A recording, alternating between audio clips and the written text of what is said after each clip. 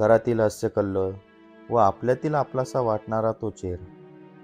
अर्धशतक म्हणजे 50 वर्ष आपल्यासोबत असणारा, करोडो लोकांच्या मनावर अधिराज्य गाजवणारा व लाखो लोकांना हसवणारा आपला लाडका लक्ष आपल्याला सोडून का गेला. नमस्कार, मी साहिल आणि आपण बघत आहात देता का टोकू मराठी यूट्यूब चॅनल. थोड्याशा काळात सोबती असणाऱ्या लक्ष्याने आपल्या जीवनातील प्रत्येक क्षण दुसऱ्यांना हसवण्यासाठी घालवला. हिंदी आणि मराठी या दोन्ही भाषांच्या सिनेसृष्टीत तो काम करायचा.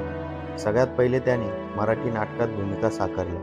1984 मध्ये पुरुषोत्तम बेर्डे यांच्या टूर या मराठी नाटकात त्याची भूमिका हिट ठरली. येथूनच विनोदाचा बादशाहच्या आयुष्याची सुरुवात झाली. त्यानंतर 1984 सालच्या मराठी चित्रपट लेक चालली सासरला याच मराठी चित्रपटाद्वारे मराठी सिनेसृष्टीत पदार्पण केले आणि अनेक नाटकांमध्ये प्रेक्षकांना मनोरंजन करून आपलं नाव करोडो लोकांच्या मनात घर करण्यासाठी जागा केली आणि अफाट लोकप्रियता मिळवून तो आपला लाडका लक्ष झाला.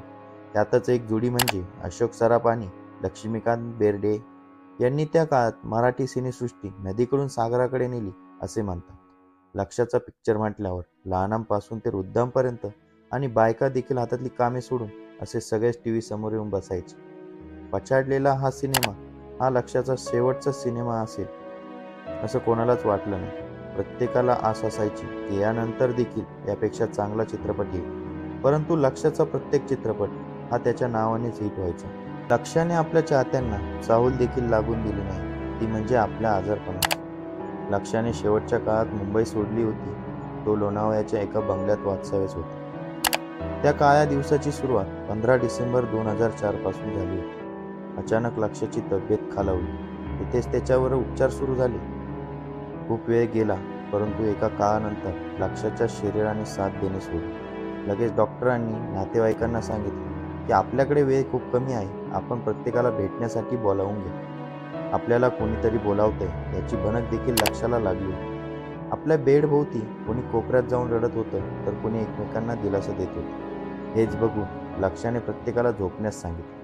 झोप तर सगळ्यांचीच उडाली होती, पण लक्ष्याचं मन ठेवण्यासाठी प्रत्येकजण जिथे जागा मिळेल तिथे झोपले. 12 वाजून गेले होते. लक्ष्याने टीव्ही लावण्यास सांगितले.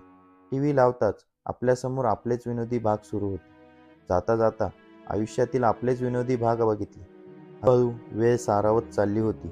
काळा दिवस 16 डिसेंबर 2004.